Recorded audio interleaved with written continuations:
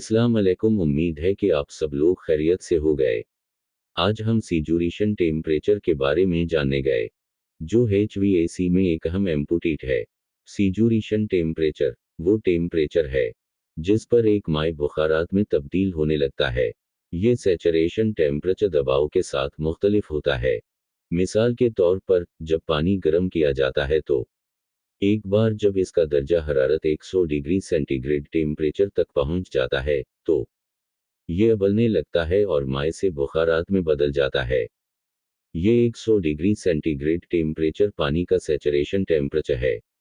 ये वो टेम्परेचर है जिस पर माय उबलने लगता है और माय हालत से बुखारात की हालत में तब्दील हो जाता है।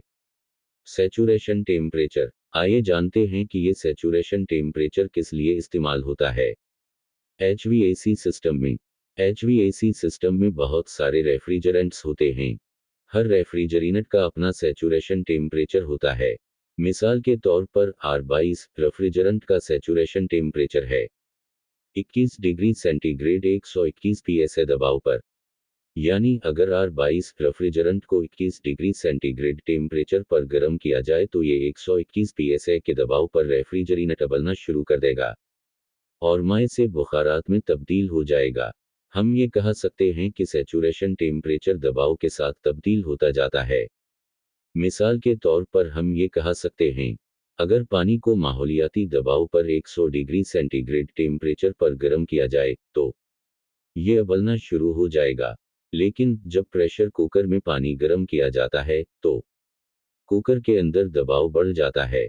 ये 50 psi प्रेशर तक पहुंच जाएगा, जो कि आम माहौलियाती दबाव से ज्यादा है। जब इस दबाव पर पानी को गर्म किया जाता है, तो पानी 100 डिग्री सेंटीग्रेड टेम्परेचर पर नहीं उबलता है। पानी 121 डिग्री सेंटीग्रेड टेम्परेचर तक गर्म होने पर ही उबलना शुरू होता है। यानी जब दबाव बढ़ता है, तो पानी का उबलता हुआ टेम्परेचर या सैचुरेशन टेम्परेचर भी बढ़ जाता है। सतह समंदर से ज्यादा ऊंचाई पर हवा का दबाव कम होता है। पाकिस्तान का शहर मरी सतह समंदर से बुलंद है। उन जगहों पर माहौलियाती दबाव आम माहौलियाती दबाव से कम होता है। उन जगहों पर पानी गर्म किया जाए, तो पानी 92 डिग्री सेंटीग्रेड टेम्परेचर पर उबलने लगता है। इसका मतलब है कि जब दबाव के कम होने से उसका सैचुरेशन टेम्परेचर भी कम हो जाता है। यही तस्वुर रेफ्रिजरेंट के लिए भी है।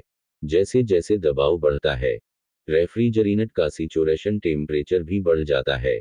सुपरहीट और सब कूलिंग की कद्र का पता लगाने के लिए सुपरहीट बराबर मौजूदा टेम्परेचर माइनस सैचुरेशन टेम्परेचर। सब कूलिंग बराबर सैचुरेशन टेम्परेचर माइनस मौजूदा टेम्परेचर। कंप्रेसर सिर्फ बुखारात को कंप्रेस कर सकता है और माय को कंप्रेस नहीं कर सकता। अगर रेफ्रिजरेंट कंप्रेसर में माय की शक्ल में दाखिल होती है, तो ये कंप्रेसर को नुकसान पहुंचा सकती है। अगर अंडूर यूनिट के अंदर R22 रेफ्रिजरेंट 70 psi प्रेशर पर है, तो इसका सैचुरेशन टेम्परेचर 5.5 डिग्री सेंटीग्रेड होगा। लिहाजा अगर हम अंडूर यूनिट को 5.5 डिग्री सेंटीग्रेड पर गर्म करते हैं, तो R22 रेफ्रिजरेंट उबलने लगता है और बुखारात में बदल जाता है। डिग्री 5.5 सेंटीग्रेड से ज्यादा दर्जा हरारत सुपरहीट दर्जा हरारत है। अगर हम अंडूर यूनिट में 10 सेंटीग्रेड हरारत देते हैं, तो लिहाजा जब ये कंप्रेसर के अंदर जाता है, तो रेफ्रिजरेंट सिर्फ बुखारात की हालत में जाता है।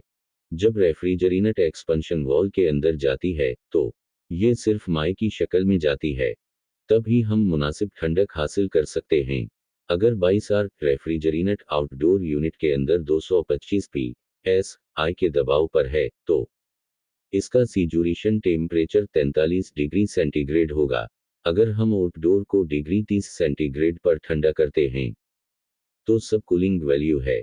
लिहाजा अगर हम रेफ्रिजरेंट को आउटडोर यूनिट में डिग्री 30 डिग्री सेंटीग्रेड से नीचे ठंडा करते हैं, तो तमाम रेफ्रिजरेंट माय हालत में बदल जाते हैं। अगर रेफ्रिजरेंट का दर्जा हरारत सैचुरेशन टेम्परेचर से ज्यादा है, तो रेफ्रिजरेंट बुखारात की हालत में है। अगर ये सैचुरेशन टेम्परेचर से कम है, तो रेफ्रिजरेंट माय हालत में है। अगर ये सैचुरेशन टेम्परेचर के बराबर है, तो रेफ्रिजरेंट माय और बुखार दोनों हालतों में होती है। ये सीजुरेशन टेम्परेचर की तफसीली वजाहत है। अगर ये वीडियो कारामद थी तो बराह करम वीडियो को लाइक करें और इस वीडियो को अपने दोस्तों के साथ भी शेयर करें।